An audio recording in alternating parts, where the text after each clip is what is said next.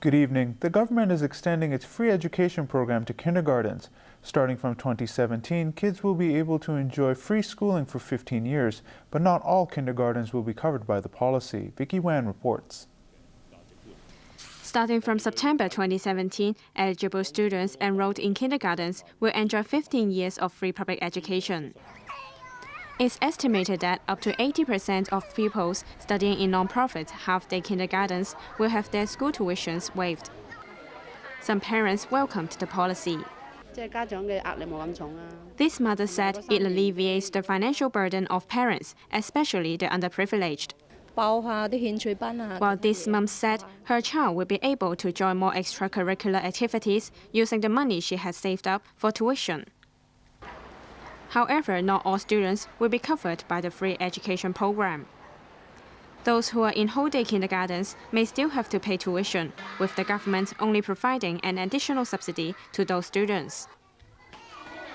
The policy address disappointed some teachers as it didn't cover a compulsory salary scale long demanded by teachers and unions. This kindergarten principal said a pay scale could provide a stable working environment for teaching staff and benefit the development of schools. Meanwhile, new teaching posts may be set up to promote career planning. The government will allow secondary schools to use 2 existing grants to pay for the positions. Starting from the next school year, the Senior Secondary Curriculum Support Grant and Career and Life Planning Grant can be used for hiring staff and is expected to create around 1,000 teaching posts. With secondary school student enrollment declining in the past 2 years, there have been concerns that many teachers may be laid off. The government announced today that schools can apply to extend the retention period of educators from 1 year to 3 years, covering around 130 teachers in 30 schools. Vicky Wan, ATV News. In his policy address, Chief Executive Leung Chun-ying also announced plans to splash out $200 billion for hospital development over the next decade, providing an additional 5,000 public hospital beds. Edna Jay reports. As the city is blanketed with the problem of an aging population, Chief Executive Leung Chun-ying rolled out a string of measures in a bid to alleviate the pressure on healthcare services.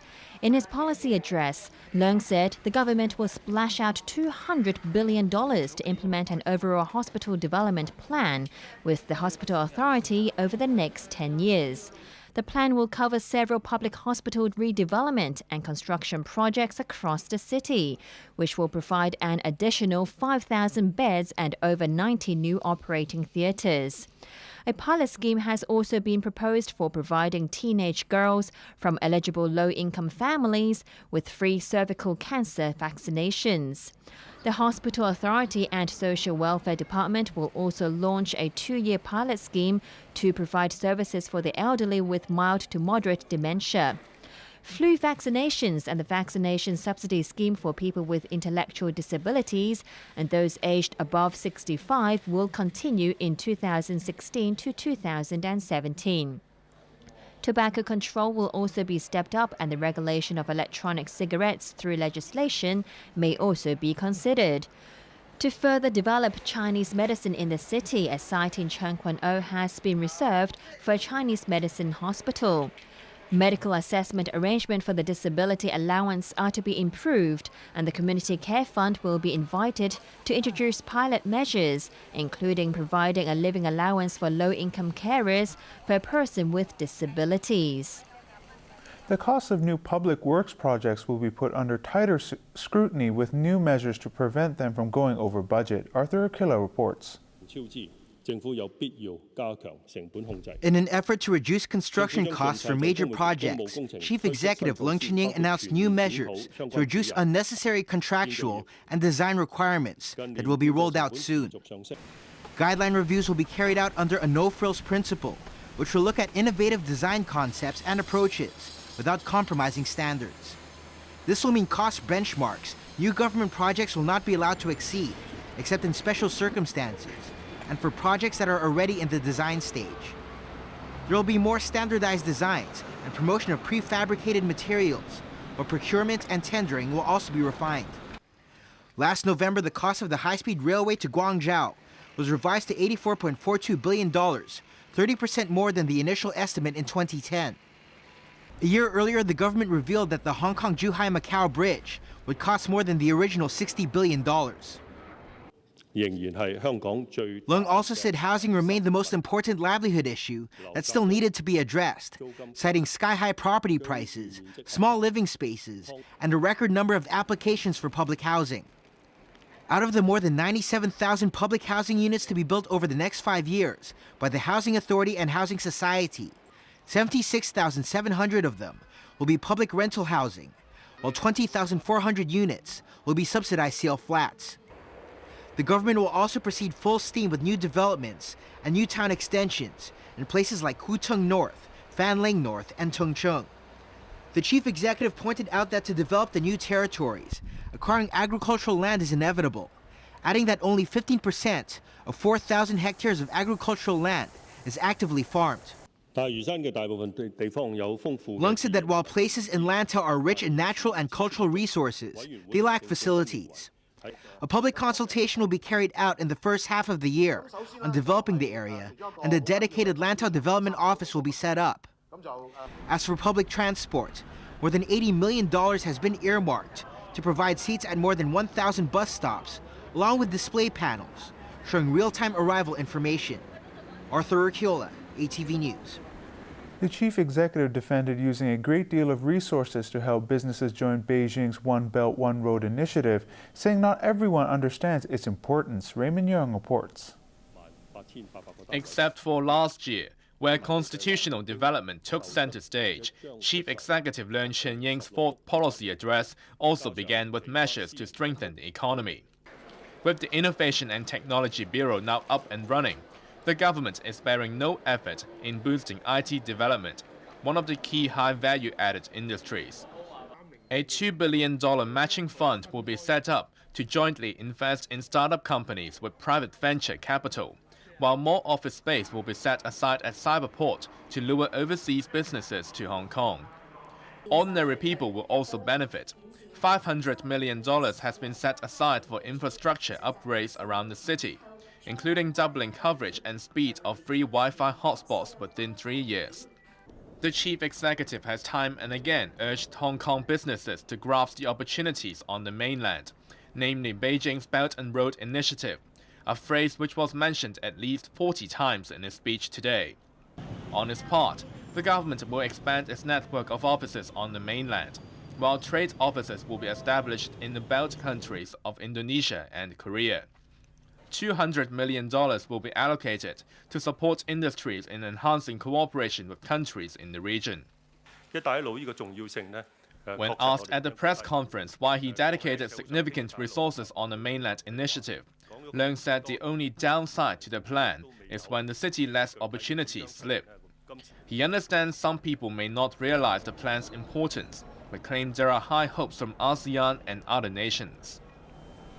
Government officials praised the policy address, but lawmakers from both sides of the political spectrum slammed the speech. The policy address is extremely comprehensive, and it covers all different areas.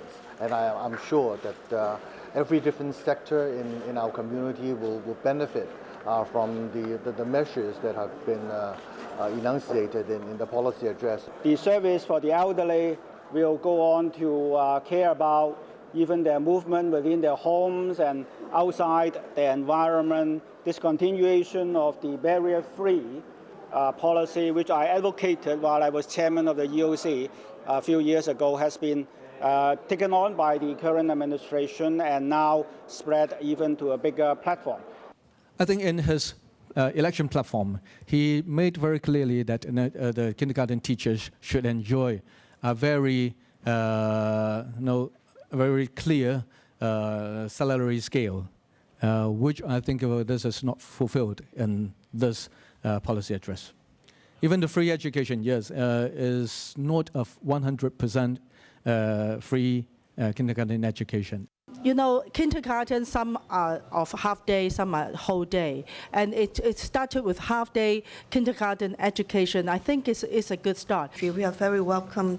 The government will put a lot of effort and focus on the development of innovation and technology, especially for the support of the IT startup company, digital development and smart city. Unfortunately, I didn't see anything to help the local SMEs to adopt more technology and improve their productivity and efficiency, and thereby helping the local IT solution and the IT SMEs companies to also benefit from a new government initiative. It's a mainlandization report, especially when you look at the report, there are 47 times of mentioning about country, China. There are 42 times about One Belt, One Road. And he is pouring out $200 million to promote exchanges with those One Belt, One Road country. I think the policy address completely skirted the core governance issues affecting the future of Hong Kong. That is the implementation of one country, two systems, the relationship between the country and our separate systems, and the relationship between the executive branch and the legislative branch. But more important is the current feeling of the Hong Kong people, which really, because of the recent incident of other issues, including the issue I mentioned about Mr. Li Bo, and in the security issue, the chief executive only have 2 paragraphs way at the end, briefly mention sort of law and order in Hong Kong. He sounded like a district councillor who was shoe shining for presidency. Maybe it addresses concern of the chief executive for re-election, but many of the issues we are concerned about, whether it's core values of good governance, democracy, the rule of law, and clean government, they are missing.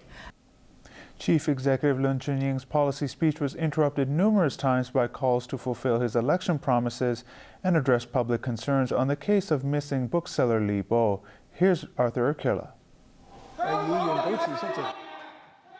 As soon as he set foot in the chamber to give his policy speech, Chief Executive Leung Chun-ying found himself having to deal with rowdy lawmakers. The League of Social Democrats' Leung Kwok Kung was the first legislator to be thrown out of the chamber during this morning's policy address, after playing a recording from the chief executive's speech last year. On his way out, the radical slammed the lack of standard working hours or universal pension scheme, calling on the chief executive to step down. And I replayed his speech last year in order to confront him, whether he had already forgotten his words, his mouthpieces or not. He needs to respond to his promises, to his election promises. People Power's Albert Chan was later tossed out. He blasted plans to develop Lantau, saying he was a resident of the area, calling Leung shameless and accusing him of destroying the city. There are so many stupid and absurd proposals in the Lantau development proposal. People Power will use all means to stop those proposals. And I call upon Hong Kong people, we should protect our core value, our land, and also we should not allow the chief executive to destroy our society and also our natural habitat and natural environment. Labour Party legislator Lee Cheuk-yan was ordered to leave the chamber after demanding answers on the case of missing bookseller Li Bo. His party colleagues followed him out as he was ejected. C.Y. Leung tried to talk about increasing resources for Hong Kong office in mainland. But the very, very important issue of where is Li Bo now? Where is the Causeway Bay bookstore 5-person now? We are worried that the whole incident showed that our freedom, our personal security is at stake. One country, two system is at stake.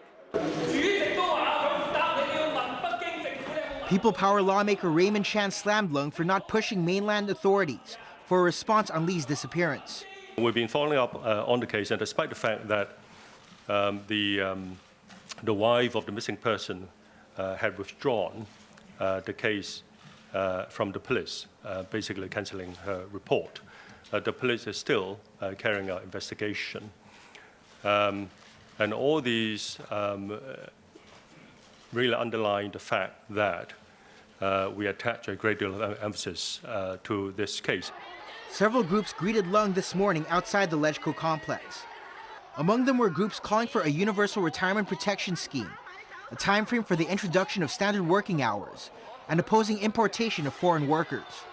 The chief executive did not make his way to the protest site when he arrived.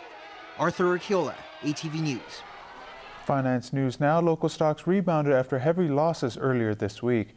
The Hang Seng Index gained 223 points to close at 19,934. Turnover was $77 billion.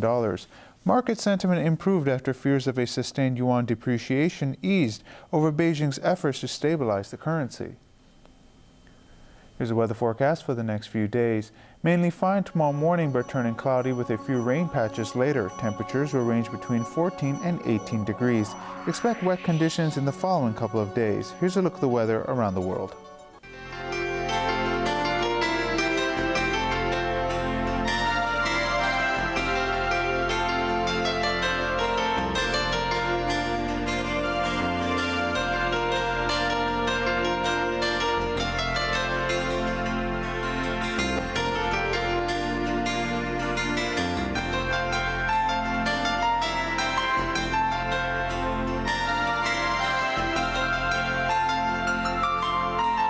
That's all the news for now. I'm Harminder Singh. Thanks for watching ATV. Good night.